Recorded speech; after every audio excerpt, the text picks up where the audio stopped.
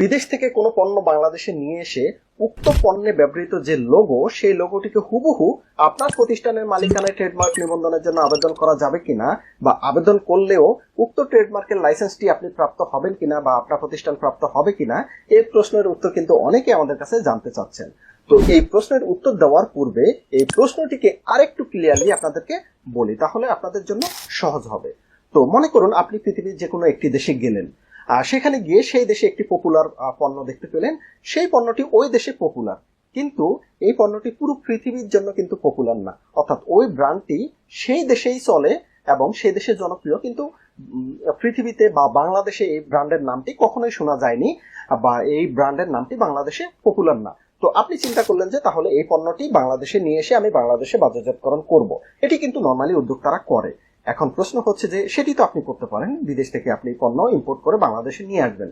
এখন এখানে প্রবলেমটি তাহলে কোথায়? প্রবলেমটি হচ্ছে ওই যে ব্র্যান্ডে যে পণ্যটি বিদেশে চলে, সেই ব্র্যান্ডটিকে আপনি চাচ্ছেন হুবহু আপনার প্রতিষ্ঠানের মালিকানায় এই ব্র্যান্ডের নিবন্ধনটি করবেন, অর্থাৎ ট্রেডমার্ক হিসাবে আপনার প্রতিষ্ঠানের মালিক হিসাবে এই ব্র্যান্ডের নিবন্ধনটি আপনি করতে চাচ্ছেন। এখন এটি করা যাবে কিনা, এর উত্তর হচ্ছে হ্যাঁ, এটি করতে পারবেন। এখন আপনি ওই ব্র্যান্ডের হুবহু লোগোটিকে আপনার প্রতিষ্ঠানের মালিকানায় এখানে ট্রেডমার্ক নিবন্ধনের জন্য আবেদন করতে পারবেন, এবং সেক্ষেত্রে আবেদনের কিন্তু কোনো বাধা নেই।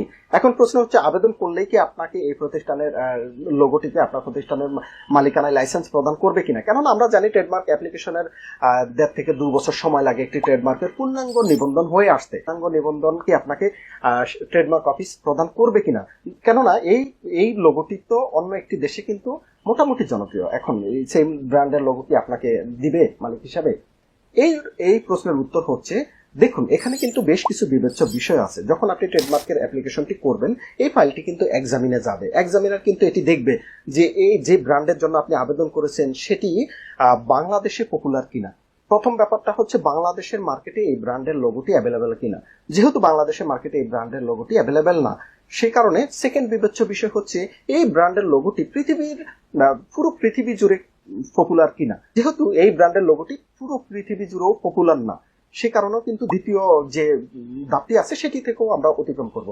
কিন্তু আরেকটি ব্যাপার এখানে কিন্তু রয়ে গেছে, একটি দেশে তো এই ব্র্যান্ডটি পপুলার, এখন সেটি কি ট্রেডমার্ক কর্মকর্তা বিবেচনায় নিবে কিনা, এটি মূলত ডিপেন্ড করে ওই ব্র্যান্ডের পপুলারিটি ওই দেশে কিরকম, বা ওই দেশের অবস্থা কিরকম। এটি যদি আমেরিকার মতো দেশ হয়, সেটি কিন্তু বাংলাদেশে ট্রেডমার্কের কর্মকর্তা তারা একটু বিবেচনায় নেয়।